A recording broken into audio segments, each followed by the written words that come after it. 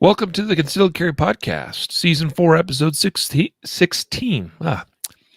Didn't get that word out very clearly. Welcome. Let's see who's going to be our first commenter. It won't be me.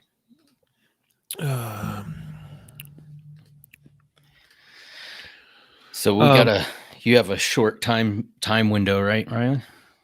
You got stuff going on. Yes. We're gonna do our best to work our way through these stories today in an efficient manner. Hello, Mason. Mason's first. Congrats. Look at that. You don't win a prize. You just get the personal satisfaction of being first. Hello, Cyrus. Welcome. Brett and Chad. Thank you for joining, gentlemen. So today is a Justified Saves episode.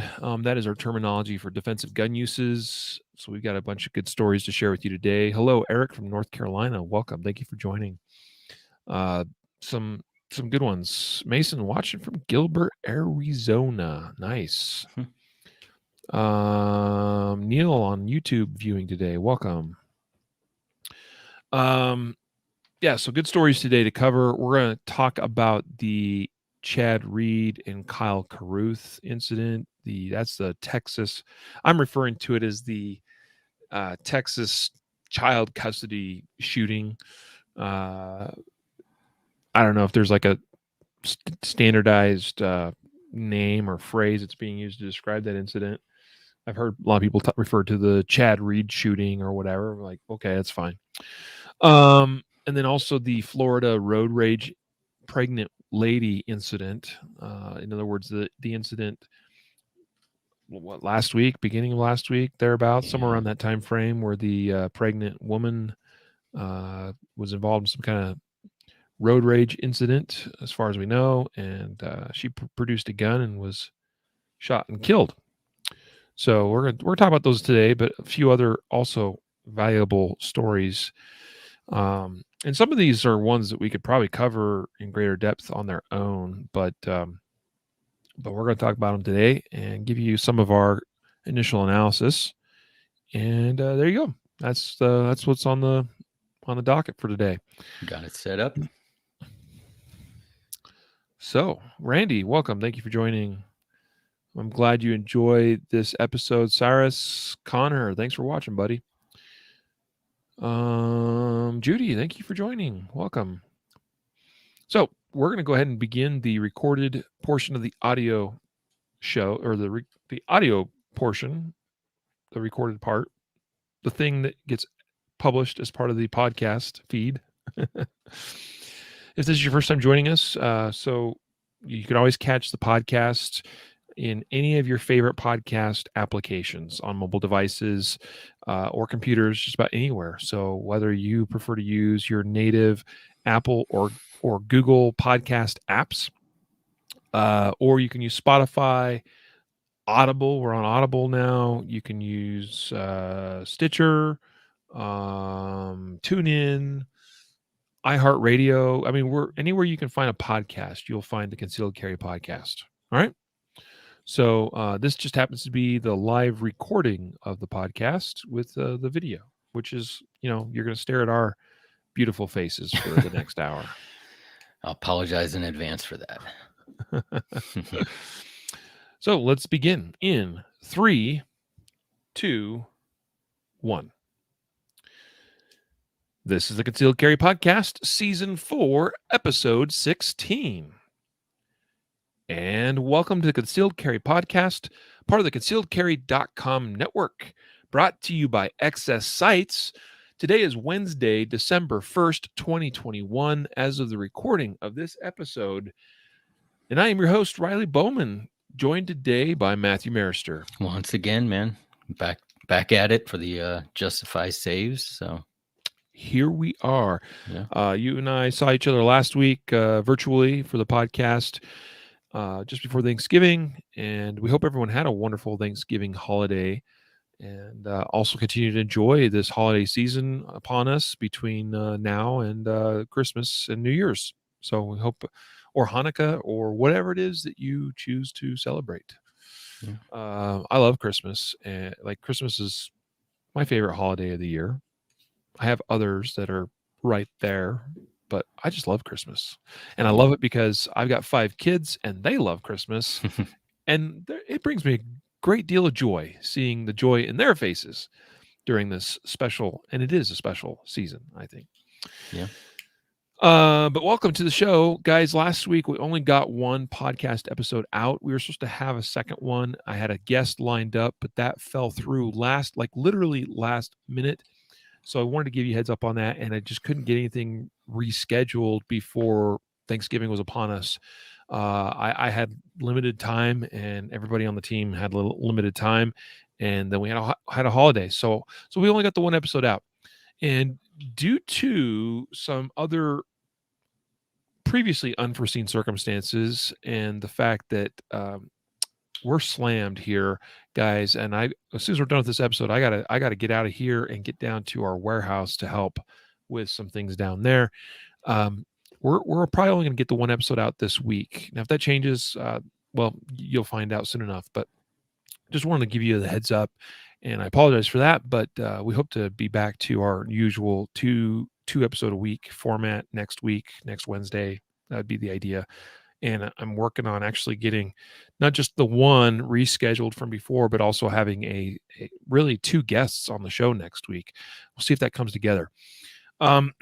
So today's episode, though, is Justified Saves episode, and that is our terminology for defensive gun uses. We like the phrase justified saves because, number one, we like to highlight stories that are justified in their use of deadly force in defense of life. And, well, that's the other part of that phrase, saves, right? So just like Safariland has tracked for years the idea of, they say we've had our body armors, we're responsible for 2,000 some odd whatever saves, referring to lives saved as a result of the use of their body armor.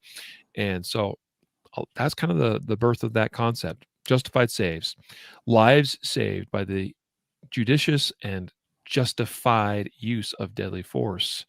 We're going to cover those stories here today. Usually this also means we're going to feature some stories that were maybe a little less than justified, or ones where we have a good deal of lessons to be learned from them. So that's the intent today, is that we all come away having learned and hopefully can do better ourselves if we are to, face a deadly force incident of some kind. So let's do this. Today's episode sponsored by CCW Safe. I think for the best self-defense coverage program out there, I would go, or at least give a very serious look at CCW Safe. CCWSafe.com is the place to find them.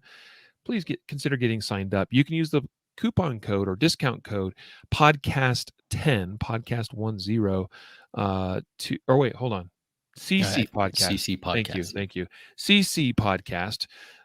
For concealed carry, CC podcast will save you 10% off of a new CCW Safe membership. I would definitely encourage you to look at their Ultimate program, which is what I'm a member of.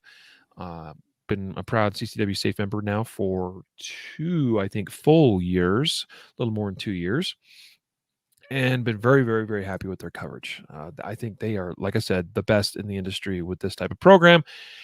And if you don't want to quite make the jump into the Ultimate plan, well, at least give their Defender plan a look. Or if you are a military active duty or veteran or a law enforcement officer, give their Protector plan a look as well.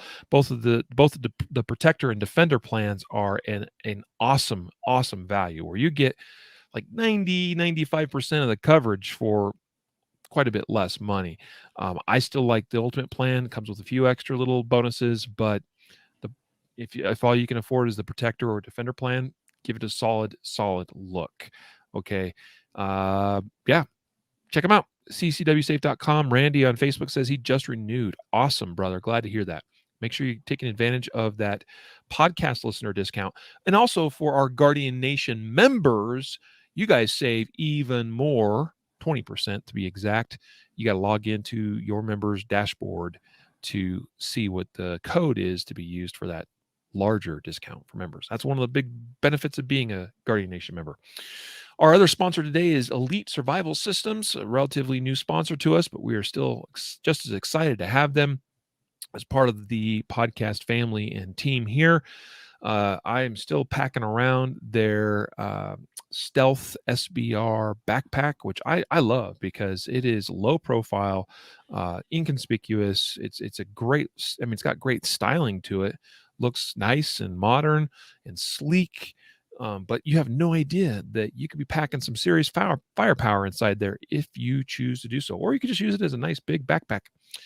I'm super excited about other things to come from Elite Survival Systems too, and hope to be having some conversations with those guys about some ideas I have. I don't know. We'll see. We'll see if they'll listen to what I have to say.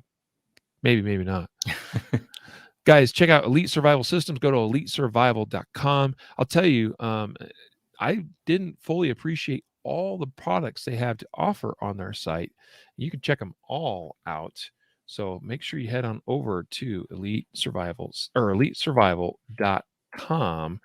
And we're supposed to have a coupon code, I believe, for Elite Survival Systems. Am I remembering that correctly? I don't know. I'm not sure. I might be thinking of something It's a else. good question. Maybe we don't. Maybe we should get one. Either way, guys, here's the thing. Even if we do or do not have a coupon code, I don't think, actually, as I'm looking at it, I don't think we do. But even if we don't, please consider giving your business. Even for those sponsors we have that have discount codes or discount programs, I would still encourage you to at least consider giving them your business even without using the discount codes. Okay. Just because they're awesome. All right. And more money for them means more, better, awesomer stuff, right? I don't know. Support those that support us and support American businesses, including Elite Survival Systems, elitesurvival.com. Thanks so much, guys, for your support of our sponsors. So, guys, let's get into our justified saves stories here today. The first thing we're going to talk about is the Chad Reed, Kyle Carruth altercation. This is the Texas incident. It started as some kind of child custody dispute. I'll give some background information and kind of hand it off to you, Matthew, to give us a little bit more detail there. But basically, we have a gentleman by the name of Chad Reed, who was very upset and showed up at Kyle Carruth's house. Chad Reed was previously in a relationship with what I believe is Kyle Carruth's current partner or wife or girlfriend or whatever. I don't know. Correct. You know, you're welcome to provide any additional details that you may have that I may have missed. Either way, we have Chad showing up at Kyle's house. They're having a dispute about a shared child between Chad and his ex. That dispute's not going well, and the result is a gun is produced, and Kyle Carruth shoots Chad Reed and kills him in the process. The number one thing here is everybody loses, because regardless of who you think was in the right or in the wrong, we have a dead father involved, killed by this child's stepdad, basically. That's ugly, no matter which way you slice and dice it. Matthew, give us a breakdown and kind of some of the more detail-oriented information about this incident. Yeah. So you've probably seen the video. If you haven't, we'll embed it, or we'll include it in the show notes. All these stories, links to them will be in the show notes. But you'll see in the video, the firearm that's produced is like a pistol caliber carbine, I believe. I'm not sure if they said it's it the was Ruger, PC carbine. Yeah, so probably like a 9mm carbine. Yep. And but there was a lot of speculation on the relationship between the mother of the child and all that. And I really, to be honest with you, didn't even dive into trying to dissect who's cheating on who or who's with what. I was just looking at it from a strictly self-defense standpoint, and I know there are a lot of people that were jumping to conclusions or whatnot, and I think we have probably a lot of information. We might not have everything, but from what it looks like to me, you know, the problem I see with this whole situation begins with the point of neither one of these men had the ability to control their own actions. They couldn't control their emotions, let their emotions get the better of them. And that's where, like, I think we can interject ourselves into this situation, because not all of us are going to be, in custody battles and things like that, but we're all prone to find ourselves in a situation where we may respond emotionally. And I think, you know, I think that if we can start behaving more more in control of our emotions, in other instances, something like this would never happen. But inevitably, these two guys, start squaring up against one another, pushing back and forth, trying to exert their dominance over the situation, just like, you'd see animals out in the wild trying to exert their dominance, or and they go chest to chest. The Reed actually, or Carruth actually goes back in the house to retrieve the gun, comes back out with the firearm, which escalates the situation even greater. Yeah. They start bumping chests again. There's like a solid 20 seconds. Yeah. Between, like, while Carruth goes back in the house, Reed continues arguing with a female, unsure of her relationship to all this. She might be the ex, she might be just another family member of the occupants of this home. But there's like 20 seconds where Carruth disappears and then comes back out with the gun in hand. Yeah, see, this is the thing. Like, I know we've mentioned it a lot of times. We've even written content on the site about, being overconfident when you're armed, or thinking the firearm is going to be some sort of, magic wand, that Deterrence tool. Yeah, right, exactly, right. Just the presence of the gun. Now, sometimes that works, but in this situation, it didn't. And when it doesn't, it goes horribly bad, because there's no other option now. He has the firearm. There's, Reed's dumb enough to challenge this guy and say, "What are you going to do? Shoot me?" And he's assuming the guy's not going to shoot him because he's not armed. They're just bumping chests. Reed actually, I think at one point, sort of grabs the muzzle of the gun, or the barrel of the gun, and says, something about taking the gun away from him. And then Carruth fires off appears to be what appears to people are calling a warning shot, or some sort of shot into the ground. This doesn't deter Reed either.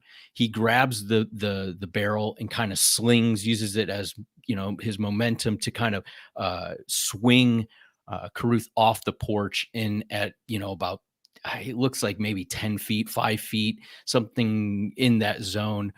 He raises the muzzle, and it doesn't appear as though Reed instigates or trying just to charge him or anything. It just looks like he's standing on the porch, because we have two different angles. There's a couple different videos, but and then Carruth fires, and obviously Reed's hit, and we know he dies. But there are several people taking videos that aren't involved directly in these two men fighting. And I mean, imagine, I would just hope that one of these people would have had the ability to say, "Hey, instead of videotaping this, let me get my husband and try to calm him down and get him back in the house." Or, Well, you know what? That's a great point. Sorry, I'm interrupting you here. No, go. This is a really great point. On the one hand, in this day and age, it's great when we have all this video evidence available with situations like this. I mean, imagine how this case goes if you have zero video evidence, right? And you only have witness statements, right? And everybody that's involved is biased in some way, right? Like, you don't have any like true third party witnesses. Like, everybody's involved in it to some degree, right? It's great that we have video evidence. Everyone carries a video camera in their pocket these days. But here's the thing: the video that's filmed from the house by one of the female occupants, and again, I don't know who is who and the relationship to the two men involved here. But the one lady filming from the house, you see her briefly in the video that's filmed from the truck by Chad Reed's current woman, whoever she is. Again, wife, girlfriend. I think it's his wife at this point. Anyway, the woman filming from the house, you see her. She's actually trying. She's like basically telling Kyle Carruth, like, come on, come back in. Like she actually waves, motions with her hands a couple times. He's obviously not looking at her. And I think she may have even said, like, come on, let's stop this kind of thing. Here's the lesson learned. And there's a lot of lessons that could be learned, but here's one about that. If you are the third party, right? You can't serve two masters, right? As the ancient biblical text says, right? Here you're trying to film something, but you're also trying to de-escalate it. You got to pick and choose. You got to choose one or the other. And which one is the more important one? Capturing video evidence of the altercation, or putting the phone down and grabbing that man of yours or whoever it is in some theoretical situation and dragging their butt back in the house, right? You got to pick one. Okay. Mm-hmm. And it's far more important we de-escalate a situation like this that's getting out of hand quickly. Far more important than we do focusing on capturing video.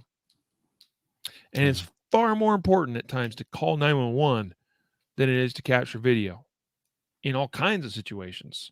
It could be just for a basic car accident. And you got people that are like standing around filming video of someone dying inside their car or on fire, right? So man, this age of at your fingertips, social media, inspired video content, like, I don't know. Sometimes it's great that we have it, but there's a lot of times that people don't prioritize things or keep things in the correct priority order. Randy on Facebook says, look what happened to the guy recording the Arbery situation. He got roped into that whole thing with charges, right? So, and not just because he was filming it, there was more involvement there. But anyway, so I just wanted to hit on that, man. Okay, because like you gotta pick one, and which is the bigger, more important thing to do. Hey, instead of standing there holding the camera and in a sort of half, I know the one term, but it'd be not appropriate for the podcast to use, right? But in just sort of a half effort sort of way, like, come on, man, holding the camera, make sure I can capture the right angle here. Come on, man, let's stop this. Yeah, you got to pick one, man. Yeah. All right, just had to get that off my chest. No, it's a good point. And, this whole situation, I was talking to a buddy of mine about it a couple days ago. And while you're throwing around Bible verses, in my mind, initially I went to Proverbs where it talks about he that hath no rule over his own spirit is like a city broken down and without walls. Like when you have no control over your own, spirit, your own actions, emotions, anything. I mean, you're opening yourself up to a world of problems. And this is an example of what happens. And we'll see in other stories that we cover, similar things where emotionally they got involved and it led down a path that ultimately ends poorly. And you can't go back in time. And I'm sure that that Carruth is wishing that he hadn't done that, that he would have gone inside and closed the door, called the police. I would hope so. Yeah. Now, he hasn't faced charges yet. Yeah. Right. Probably yet. maybe on the one hand, he feels like he did the right thing because in the law agrees with him. Which, by the way, we could go deeper with this. Here's another thing I want to touch on, Matthew. A lot of people saying stuff like, I can't believe the woman recording from the pickup truck didn't seem to be more concerned about her husband getting shot and killed. And I was just going to say this much. Okay. I'm going to hit on this from a couple of angles. There's a couple of examples right from within this one incident. Okay. To the people that believe your gun will be a deterrent to stopping something from occurring or from de-escalating a situation. That didn't happen here, right? To the people that think your threat or potential threat or whatever, that this dude's going to back off as soon as you present a gun. Here's the thing. Chad Reed he wasn't fazed by that gun one bit. He wasn't fazed by that gun when a warning shot was fired at his feet. Right? If anything, it pissed him off even further. Right? People are in denial all the time about things, including or even especially in high stress situations like this. Okay? Emotions get in the way. Decision making is impaired. Okay? Mostly because I think emotions are in the way. Right? People will say, well, stress is going to impair your decision making. That may be, it may not be, but what definitely impairs your decision making is high emotions and not having the ability to keep them in check. Right? Yeah. So Chad Reed, not fazed one bit about this gun in his face, not fazed one bit by a warning shot. He goes ahead and grabs for the gun, fights over the gun, throws Kyle Carruth off, right? And then he gets shot and he drops to the ground instantly. Woman recording from the truck, people are like, what the heck? What's wrong with her? She's probably in denial. She probably doesn't even believe what she just witnessed happen. Maybe she doesn't even think he's actually been shot. Maybe she just thinks that he's dropped to the ground because he got shot at. And he's like, oh, snap, hit the deck, right? I think probably the realization sets in a few moments later. But anyway, just people see stuff like this, see similar incidents, and they're like, why didn't they do this? Why did they do that?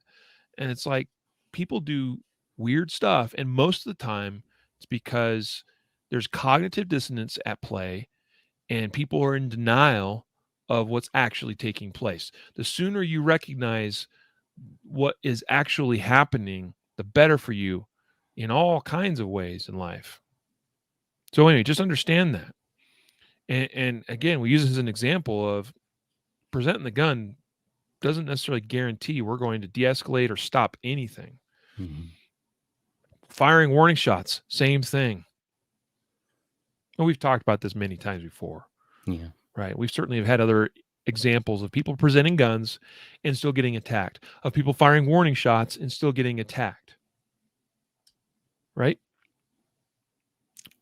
Yep.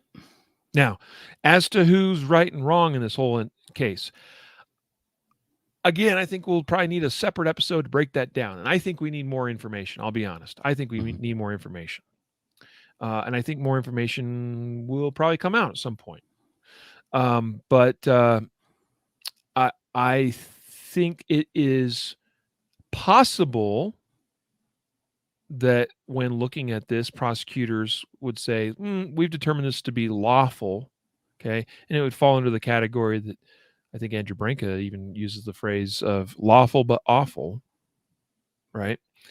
Although I saw his analysis on this and he thinks that Chad Reed was in the, that he committed manslaughter. That's fine. He's got his opinion. That's fine about it. That's entirely possible as well. But again, also recognize that prosecutors may look at situations like this and go, yeah, we think this, but it's probably a bit, it's far from a guarantee that we're going to be able to actually press charges and win that case. Right.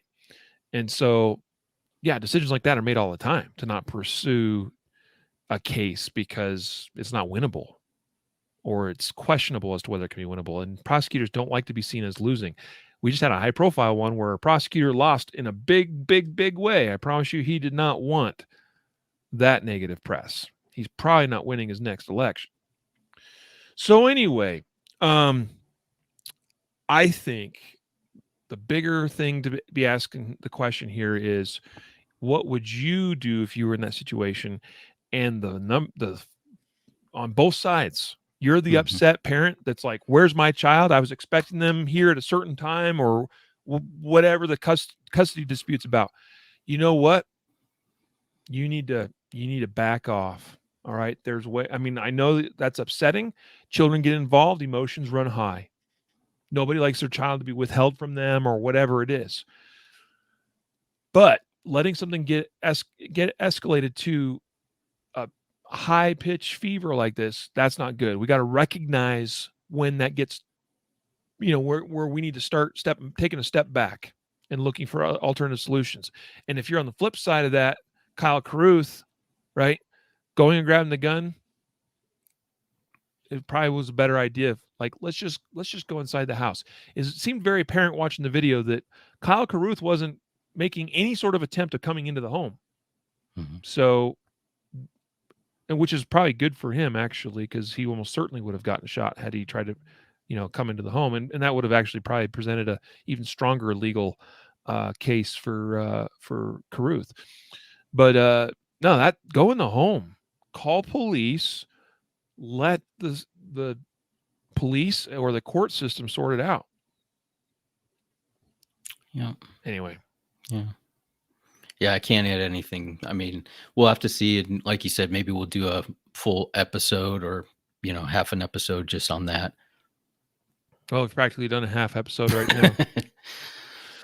now. Let's talk about this Florida road rage incident. So you wrote the article. I'll let you provide the greater amount of detail here. But so on florida.concealedcarry.com, Matthew published an article covering this incident titled "2 Dead Following Road Rage Shooting Incident." And by two, the reference there is actually a pregnant woman and her unborn child. Mm-hmm. Okay. And the incident basically started out as called a traffic collision, okay, and a hit and run. And from there, it escalated into full-on shooting at this woman's home after she was chased down there. So give us the details on this one, Matthew. Yeah, so this is really sad. So this happened in Orange County, Florida on the 20th of last month. So a guy named Andrew Durr, he's riding his motorcycle down the street. This is 5 p.m., so in the afternoon. A woman named Sarah Morales is driving a vehicle. What reports are saying is that she intentionally hits Durr, who's on his motorcycle. I don't know. They don't go into detail. At least I haven't been able to find, a source that said what happened. Did he cut her off? Was there something going on before this?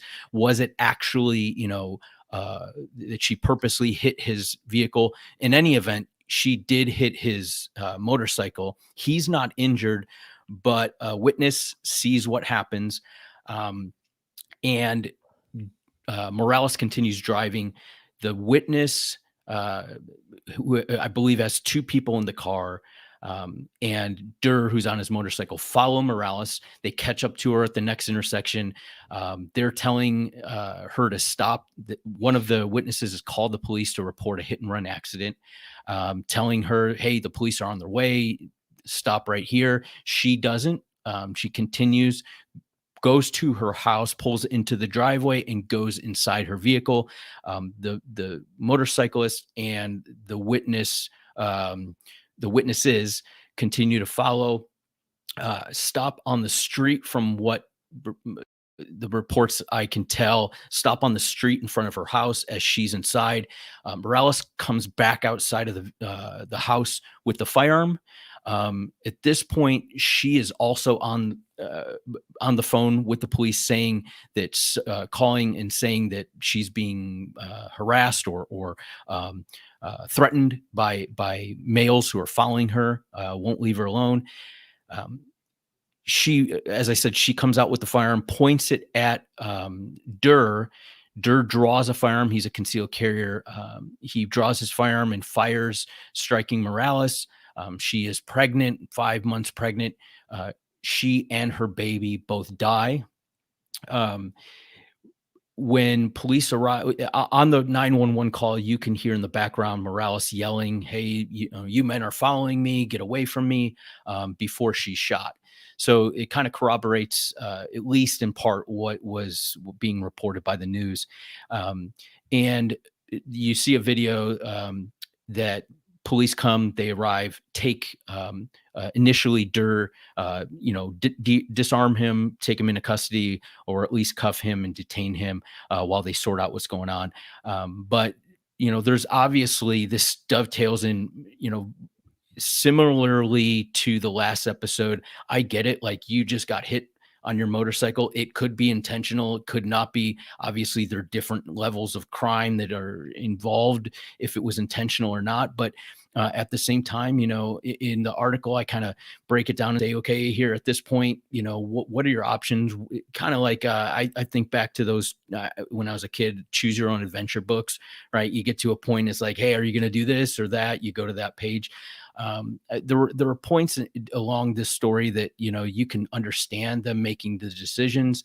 In hindsight, it probably, I don't want to say was the wrong decision, but in this case, it turned out to be a bad outcome. Certainly not to say that the concealed carrier didn't have the right to follow somebody who, hit him. But if you can, maybe the best thing to do is to get a license plate and a description of the driver, direction of travel, all that stuff. Call it in the police, and maybe you follow at a distance, a safe distance. But it seems like they didn't they didn't drive up on her driveway, which was very good. They seem to wait back, but you never know what the other person is going to do. And in this case, this woman wasn't a career criminal. She's a librarian, she's pregnant. And so you never know what somebody else is going to do or what's in their mind or what they're capable of. And, this could have just as easily been a stolen vehicle, occupied by some parolee at large, and he's armed, and you start following him and you get in a shootout with this guy. So just things to think about. It's a tragic story. Yeah, it is. So again, so many lessons that can be learned from this, right? And again, we don't know everything that led up to the actual moment of her striking the motorcycle, although numerous news sources, as is covered in your own article, Matthew, said that she intentionally did so.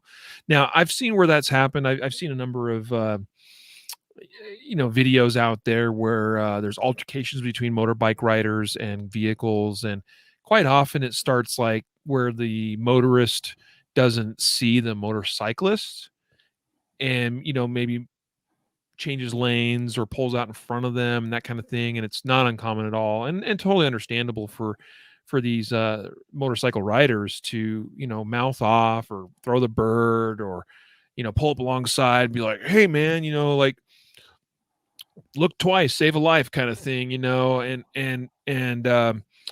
I've seen videos where the motorist retaliates towards a enthusiastic biker by swerving towards them. And even I've seen videos out there of them whether they intend to or not, maybe they're just trying to scare them, but either way they make contact and the rest is history. So either way, what we know by sources is that she apparently intentionally struck the rider of the motorcycle. After that, things get pretty interesting, right? Again, it's understandable, and it's also not unusual in such situations to see the involved party and third-party witnesses attempt to stop the motorist that at this point is committing a hit and run, right? And I mean, that happens all the time. Okay. But there's law enforcement agencies that have gotten in trouble and do get in trouble for high-speed vehicle chases and have changed policy in a big way because high-profile incidents have resulted in the loss of innocent life from high-speed chases. And I understand that you're offended. Maybe you were potentially, like, maybe your life was at risk because of something that another motorist has done to you, such as in the case of this motorcyclist.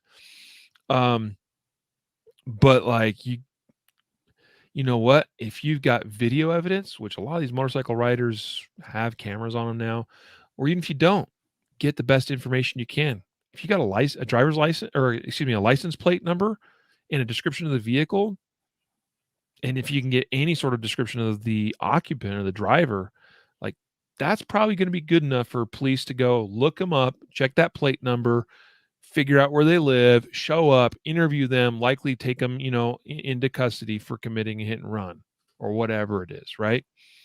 So, but chasing somebody down puts other people at risk, and people do crazy things to get, to try to escape. Okay. Certainly have seen it happen.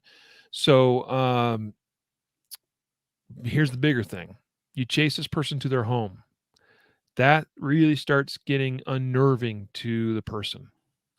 Now, I'm not trying to excuse what the other person did in committing the hit and run, right? But just understand the mindset of that individual. Now you've followed them to their house. I have never seen anything good come of these road rage incidents or motor vehicle altercations where somebody follows the other person to their home. I've never seen anything good come from that. And so you do that. Now they're flipping out because you know where they live. You followed them there. That's their home. So she goes in and she grabs a gun and she's calling 911. I mean, it seems to me that in her mind, at least, she feels like she's the one that's in the right, and that she feels like she's committing the justified act in arming herself and defending herself at her home. Right? Now, again, lesson learned here. Go inside your house, lock the doors, call 911, take up a position of cover, and wait for authorities. That's the smart play if you got to do that, right? But her going out to confront these guys, yep, that was probably not the smartest decision either. Authorities did say she pointed the gun at Durr, the motorcyclist, and the others that followed her. Okay. So at this point, it's like, okay, like she's basically threatening them with a gun. So Durr, who's a concealed carrier, draws his gun and shoots her. Be interesting to see how this one sorts out. It's all going to come down to a couple things at play here will be determining who the initial aggressor is. And I would say that you really have two different incidents, maybe even three. You got the initial bump and run. You've got maybe a secondary incident where they catch her at a light and try to get her to stop and pull over. And you got a third incident which takes place at her house. Okay. Just because maybe she was the initial aggressor when she intentionally struck the motorcycle doesn't mean that carries through for the rest of these incidents. Okay. You showing up at her house, I don't know how that's going to be looked at. That's not for me to decide, but just something to think about. Okay.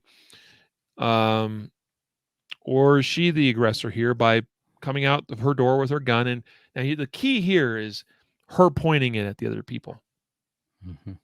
Now, I see no problem if she came out her door. I mean, obviously, again, the smarter tactical choice is stay inside the home. But technically, legally, her coming out of her house with, say, a gun in her hand, but not pointing at anybody on her property, probably nothing wrong with that from a legal perspective. Okay. So depending on witness statements about her actually pointing the gun or not at Durr, it's going to be really critical in this case. Yeah.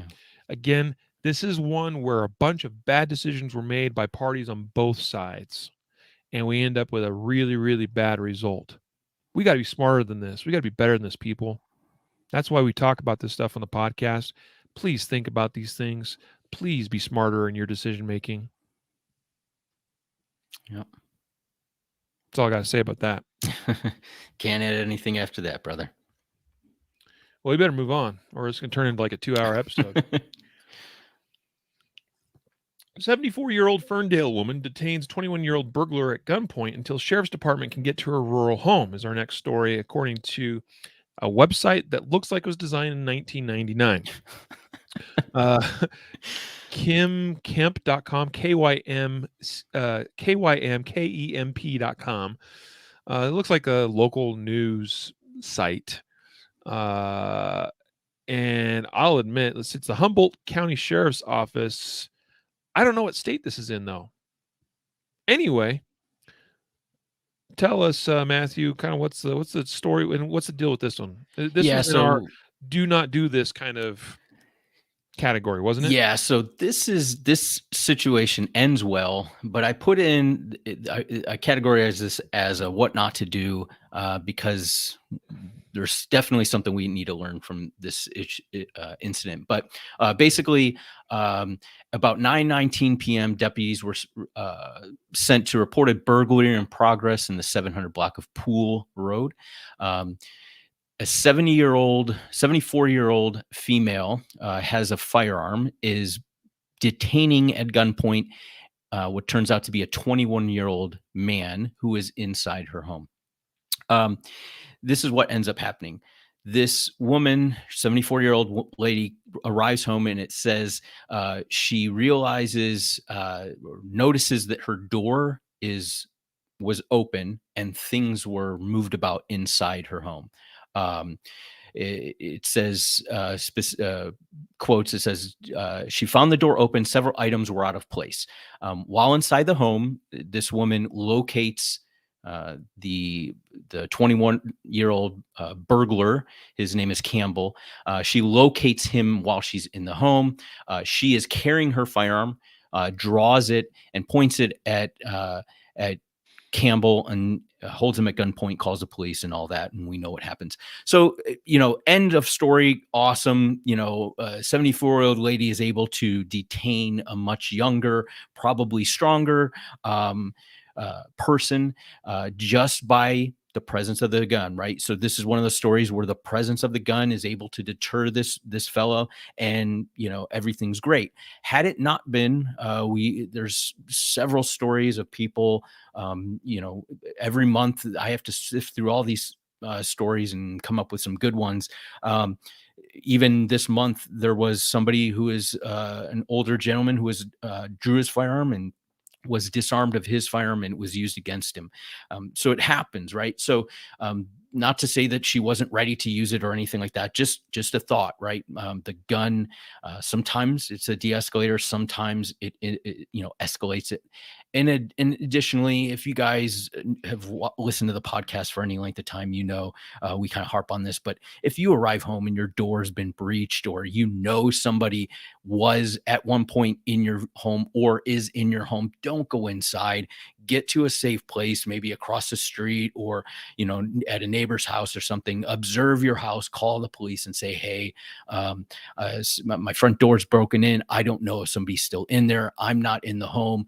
Now, obviously, if you have family members in there and you need to check and make sure they're okay, or you need to get to them, of course, that's a different situation. But this doesn't appear as though it was like that. So just some things to think about. This was in our what not to do, even though it ended well, headline or title, whatever.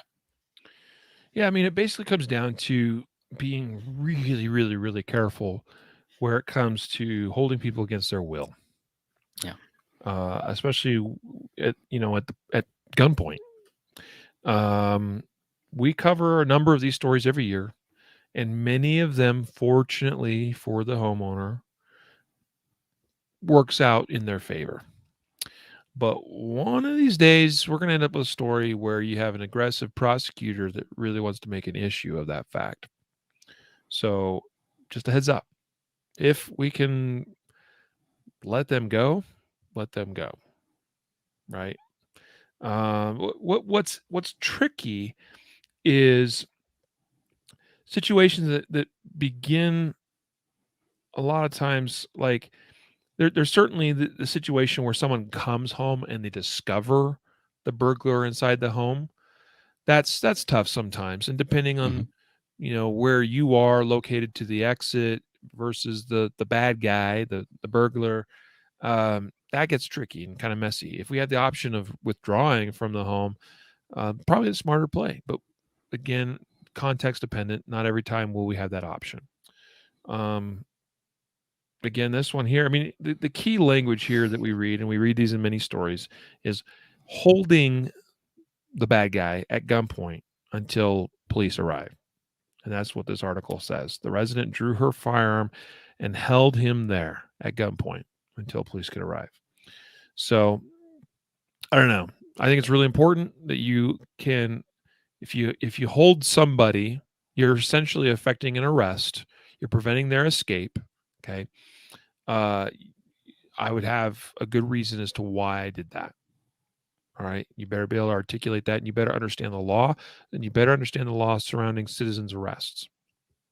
Okay. And if there's a reason, again, that you can articulate, well, it was unsafe for me to allow them to leave. Okay.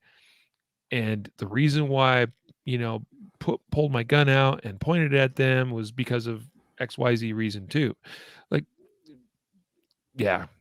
Again, if you have the option of allowing them to leave or yourself withdrawing yourself from the home or from that area, that's probably a safer play from a liability and a safety perspective. But again, if your safety is jeopardized by doing anything other than holding the person at gunpoint, then, obviously you got to do what's best for you. Anyway, just be smart about it, all right? And understand the law, especially in the case of citizens arrest. And as we learned from that Arbery case, citizens arrest statutes are not always perfect statutes either. And it can be tricky to actually interpret exactly what they mean sometimes. Just something to think about. Next story, homeowner shoots, wounds, alleged intruder in Baxter. This according to newstalkkzrg.com. This happened in Baxter, Missouri area. I don't know exactly where that is, but it sounds like, I think it's in the southwest part of the state. I think it's near Joplin, which is where the big tornado went through probably like a decade ago now. Yeah. Probably a little more than a decade, I think. I think that was like 2008, 9, somewhere thereabouts. I drove through Joplin actually a few years back, and kind of you could still see the swath of damage, just where there was nothing, right? Just open space where homes were ripped up from the ground. Pretty crazy stuff. Anyway, in this story, we had, this is actually southeast Kansas, excuse me. So it wasn't in Missouri, but this is according to a Missouri news site. But southeast Kansas right there is on the border of southwest Missouri. We had an alleged intruder, according to this article. They are in custody after the homeowner says he was forced to shoot him after he broke into his home Monday night. Baxter Springs Police Department responded due to the call. This happened on Monday night at 8:42 p.m. The call was a report of a person breaking into the residence. Officers were advised on the way to the scene that one adult male had been shot. And the first subject encountered was identified as a Sean James Talent Jr. of Baxter Springs. Talent was leading the area when officers approached and observed he was suffering from 2 gunshot wounds to the thigh and leg. He was detained and an ambulance was dispatched. Occupants of the home came outside voluntarily without incident. Detectives on scene conducted interviews, and it was determined that Talent had invaded their home and assaulted them. They also stated there were 2 juveniles in the home also at the time of the invasion. Okay, so this is really key detail right here. This is according to this article. It says that the homeowners barricaded themselves and their children in a bedroom, and when Talent continued towards them, the homeowner fired several shots, striking Talent twice, once in the thigh and once in the calf. And officers did seize a 9mm handgun. This seems like a pretty clear-cut case of self-defense in a home. And that detail right there, like I said, is really key, because that says, I'm not saying you have to barricade yourself, but I'm saying that's a smart tactical play, but also, even if it's not required, shows a good deal of restraint and demonstrates that you did not want to use deadly force. And I know that in most cases where it occurs within a home, these sorts of things are usually sorted out pretty simply and clearly anyway. But this is a good thing to be able to show that, look, broke into the home, I gathered my family into the bedroom, and he continued trying to come towards us, even though he warned him off, and I pointed my gun at him. And only when he would not continue or would not leave and continue to come towards us where we were barricaded and trapped in our home, then I shot the guy. Mm-hmm. Like, that almost cannot go against you. Mm-hmm. So And again, it's a smarter tactical play in Yeah. most situations inside of a home. Now, the only thing here, Matthew, is they shot him in the thigh and calf. Yeah. So I don't know if that was like intentionally only trying to wound the guy, or if they just suck at shooting. Both are bad options. Yeah. Well, yeah, and this you point that out. Where was Talent arrested? Down the street, right? He was shot twice in the leg, was able to leave the house and go down the street. So this is, when people say, "Well, just shoot him in the leg" or whatever, this guy was still or could have still been a absolute threat had those shots had those been the only shots. Let's say he has a 5-shot revolver and he gets 2 shots on, misses 3, and Talent's hit 2 times in the leg, and he has, the intent to murder this entire, family. He absolutely still has the ability to, right? He's able to walk down the street. That's just one thing that, you were talking about marksmanship. Some people will be like, well, he got the job done, but just we always want to, get good hits, not only to stop the threat quickly, but for liability's sake, otherwise, hitting people not involved. I included this just because of the barricaded detail that they barricaded themselves. Mhm. It's an awesome tactical play. And not only that, but we sometimes cover as I was going through this month, one of the stories that didn't make it was a guy who was shot who actually was being beat up at a house party down the street. He started pounding on this person's door, ran down the street. He got, beat up very badly by a bunch of people running away from this party. People were chasing him. He runs, starts banging on this door and tries, is like trying to get them to let him in, and the homeowner shoots him. Wasn't trying to harm anybody. Now, in this case, it's, it says this Talent assaulted the family, but when you barricade your family into an area and you're giving commands like, hey, get out of the house, you're not welcome here, this is not, I have a firearm, I'm going to shoot you if you continue. Not only is it tactically smart, legally smart, but it buys you the ability to have a little extra moments to discern what's actually going on. Is this person maybe mentally deranged? Are they drunk? Do they not know where they are and they just kind of came into my house? Certainly, people are going to be like, oh, they come in my house, they're leaving in a body bag and all this stuff. But if we have the ability to, discern the situation, get a little bit more information from a safe point that's not only tactically but and legally good, but gives us that ability to, give the person extra time to say, whoa, maybe I'm not in the right spot before we pull the trigger on them. That's a win for everybody. So I thought this was a good story. Yes. Yep. Agreed. And C4 Defense on YouTube commented, there is no duty to retreat in your own home. Yeah, we agree. Okay. But again, and I said that earlier, there's not an obligation to retreat. It's not an obligation to barricade in a room. But we believe that in many instances, that is the smart tactical decision. Okay. Because again, if I can force my intruder into a so-called fatal funnel, right? Like if they got to pass through a fatal funnel, that's good for me from just a pure tactical perspective, right? Especially if I got a position of cover, right? And I'm familiar with my home. They are not. They're the intruder. I know what's a good position for me better than they do. I know what's cover better than they do. And I've got the gun or whatever defensive tool I may have. Okay. So anyway, yes. Woman shoots 13-year-old suspect in attempted carjacking. This one happened in St. Louis.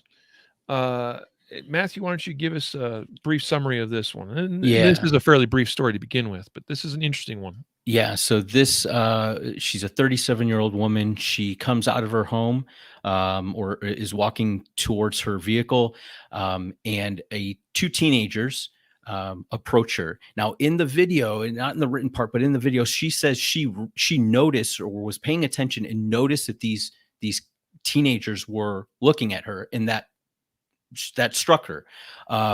So one of the two teenagers approach her, ask, "Hey, do you have a cell phone?" She says no. The older of the two says, "So you don't have a cell phone?" She says, "Nope, I don't have a cell phone." He pulls out a firearm, points it at her, and says, "Well, then give me your keys." She produces the keys. One of the suspects that turns out to be a 13-year-old, all right, a 13-year-old, takes the keys and tries to get in this woman's vehicle. While this is going on, she produces a firearm and shoots the other suspect who is pointing the gun at her, and he turns out to be 16.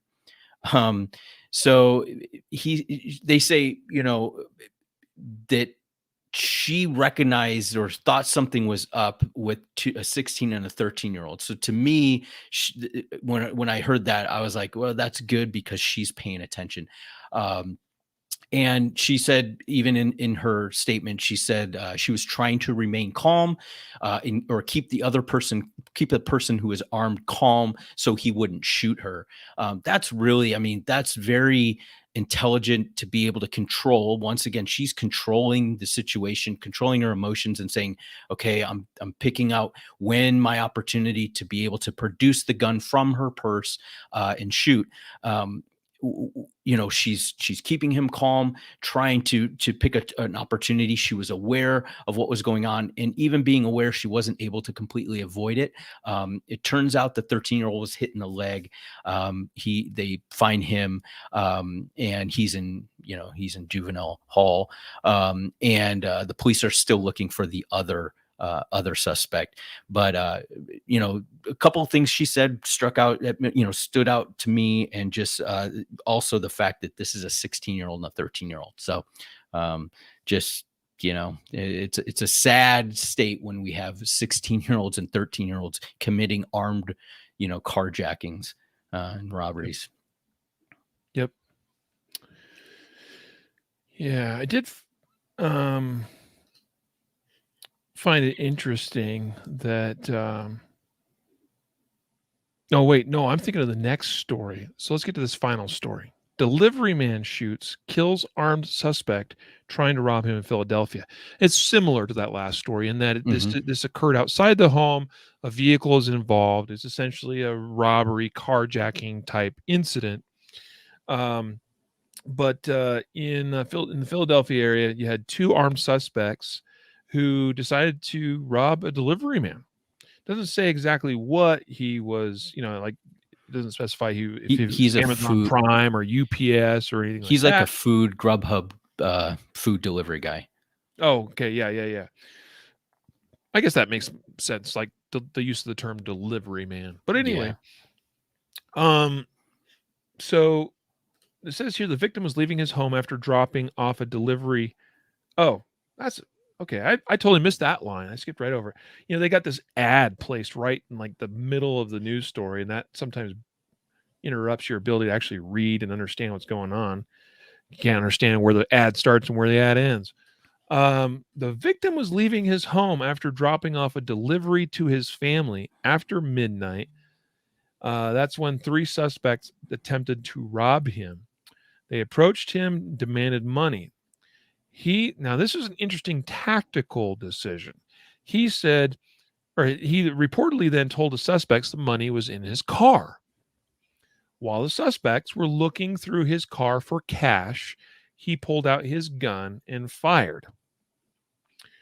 And apparently quoting him, he says, "I don't like violence, but it's in self-defense."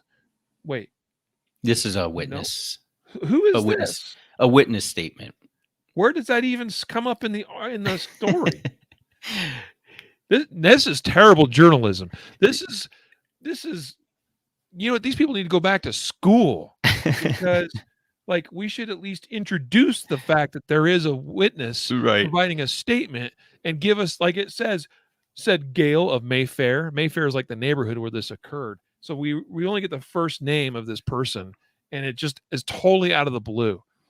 I don't really like violence, but it's in self-defense. So if he didn't shoot them, they might have shot him. So I think in that case, there's not much he can do. said Gale of Mayfair. Terrible journalism. Besides, it's a terrible website that puts advertisements in the middle of text that you're trying to parse through, which is already terrible text because it's terrible journalism. All right, I'll get off my soapbox now. 2 men were hit several times with bullets and taken by police to the hospital. Each of the suspects shot were approximately 20 years old. One was shot multiple times across the body. He remains in critical condition. The second suspect was shot multiple times in the chest and later died from his injuries at the hospital. So interesting that both of these suspects were transported by police. So I guess they threw them in the back of their squad cars and were like, here we go. Mm-hmm. And get you to the hospital. One of them so far is surviving. The other one did not. 2 guns were found at the scene. An arrest has been made. The delivery man does not appear to be one of those arrests, and he did have a permit to carry.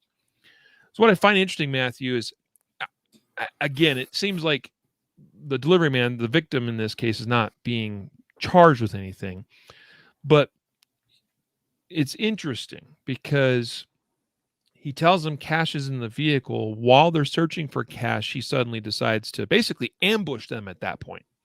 Now, I'm not saying that was wrong or whatever. Like, that's an interesting tactical decision.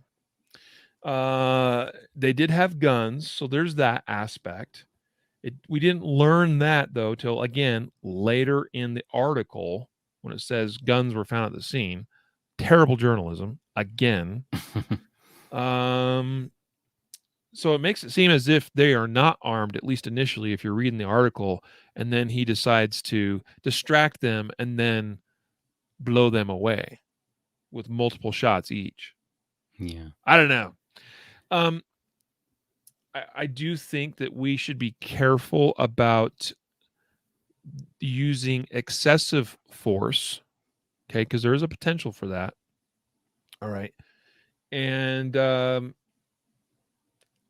again, these guys are actually armed with guns, which apparently at the very second to last sentence of the article, we learn that fact, apparently. Then, okay, that probably makes this pretty clear cut. But let's just make sure that, again, we are using justified force and we're not like crossing any lines ourselves. This was a very tricky trick that this man played on these guys. But I like this story because it does show how he created his own opportunity to defend himself. Mm-hmm. So what makes me what I find curious about this is what if he had simply allowed them to rummage through his vehicle and then like that was it? Like what if he didn't use deadly force? Now what was the other aspect of this is he told them cash was in the car, so that apparently may not have been true. So when they called him out on his bluff, realizing there was no cash in the car, that's probably when things would have become dangerous for him. But that's not immediately clear upon reading this article, and especially with how this article is written. Yeah. The fact, though, that the witness says, so if he didn't shoot them, they might have shot him. Here's the thing. We don't use deadly force because of what we think somebody else might do. There has to be a reasonable interpretation of the evidence. Okay? There's got to be a reason why we use deadly force. And that reasonable belief is based on evidence that we perceived of what the intent was or what they were going to do or intended to do. That's key. Okay, so don't place a lot of faith in statements like, if he didn't shoot them, they might have shot him. We come across that from time to time. Well, I had to shoot them because I didn't know what they were going to do, but they might have done this.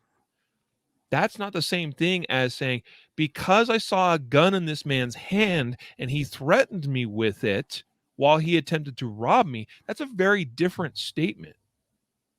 You see that?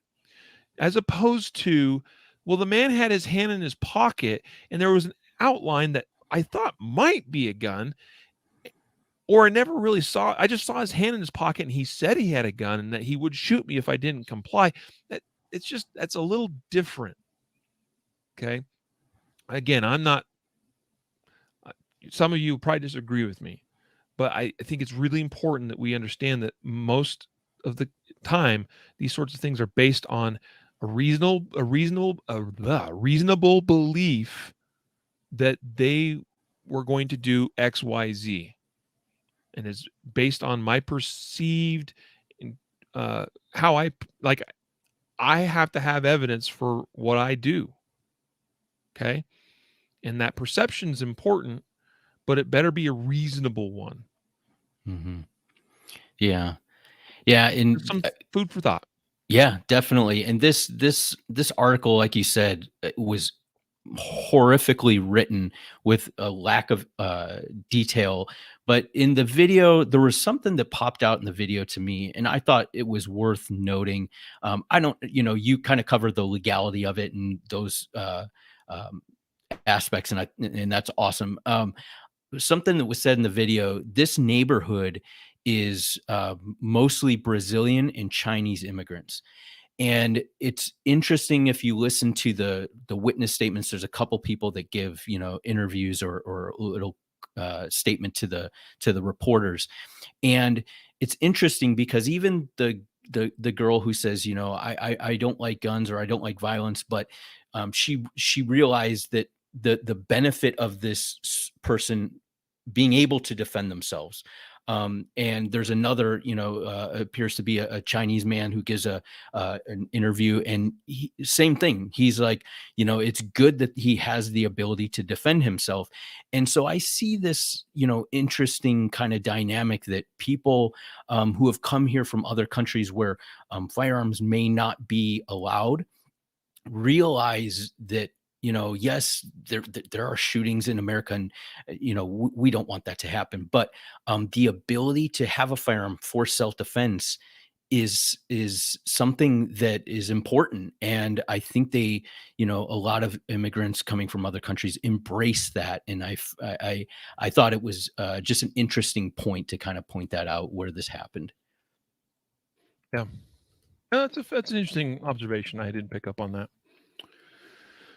Well, some people online think I'm overthinking this. That's okay. If you think I'm overthinking this, feel free to write in. You can send us comments at podcast@concealedcarry.com. You can tell us what you like about the show. You can tell us what you don't like about the show. We listen to all of your feedback. I like to think of it simply as, yes, there's lots of times we get these stories and I will read between the lines, or I will pull stuff out that might not actually even be there, but it's all opportunities to think about the possibilities. And I think that's an important thing. That's why we do partly what we do, is to create opportunities for us to think about, well, what if this, what if that, what if I was in that situation? How would I handle this? Too many people don't think about this type of stuff until the moment they are in this high stress situation that they're not really prepared for. We want to think about that crap beforehand and know where the lines are drawn and where they're not drawn, and know how we're going to handle ourselves in those kind of situations. Yeah. That's the whole motivating thing for me behind sharing these stories in the podcast. I know sometimes we get called out like, well, you didn't get this situation completely 100% accurate. Okay. Yeah. I get things wrong all the time, but don't focus too much on like, that's somebody else's story. The exact same thing is not going to happen to you, but use it as an opportunity to ask yourself the what if questions, because that's where the learning can occur. That's where you can apply things to yourself and be like, how would I handle that situation? That's the more important thing about studying these so-called justified safes. So with that, guys, we're going to sign on out of here, let you go. Before we do, a couple things. Number one, a reminder of our sponsors of today's episode, ccwsafe.com and Elite Survival Systems. You can find them at elitesurvival.com. Today, we also need to announce our weekly podcast giveaway winner. What are we giving away today, Matthew? We are giving away I believe, let me double check. we are giving away a Draw Like a Pro course. That's what it is. Nice. Oh, that's right. Yes. Draw Like a Pro. It's like a hour-long video series, if you will, of me working together with one of our guys here at concealedcarry.com, Mitch Gert. He's our social media manager, and kind of showing some of the keys, if you will, the secrets. Yes, that sounds really, really awesome. The secrets of draw efficiency. So if you want to learn how to draw like a pro, you want to pick up a copy of Draw Like a Pro, or hopefully you're the lucky winner of this week's podcast giveaway. Who is our winner of Draw Like a Pro? Our winner this week is Kevin. Kevin, you won the Draw Like a Pro course. Your last name initial? J. Kevin J. There we go. That gives a few people maybe some hope. Oh, my name's Kevin, starts with a J. There might only be one of you out there. I don't know, but hopefully you are the lucky winner. Kevin J, congrats on winning Draw Like a Pro. Also next week, what are we giving away? We're giving away a Pitbull tactical magazine carrier. Okay. Yeah, one of the elastic expandable magazine pouch things. I think they're a pretty interesting concept, and I think they're great for like a, if I just wanted to have a couple of those hanging around for convenience sake to like use for basic practice or training in a course or at the range, to where I wanted to have a few extra magazines on my belt to make my practice or training a little bit more efficient. I think they're a great product for that purpose, because they're because the point is that they fit any width of magazine, and that's what's nice about it. So if I'm practicing with this gun versus that gun, I don't have to have a custom fit magazine pouch for that particular gun and its associated magazines. I just use one of these. Now I've got some other products I like actually to use as well, but anyway, guys, pick up a Pitbull magazine carrier for free if you're our winner next week by signing up at concealedcarry.com/podcast prize. concealedcarry.com/podcast prize. Sign up, and we will announce the winners next week. Until then, Matthew, last words. Thanks for sticking around with me, man. I had fun. Yeah. So until next time, a reminder to train right, train often, and train safe so you can fight hard, fight fast, and fight true. Take care.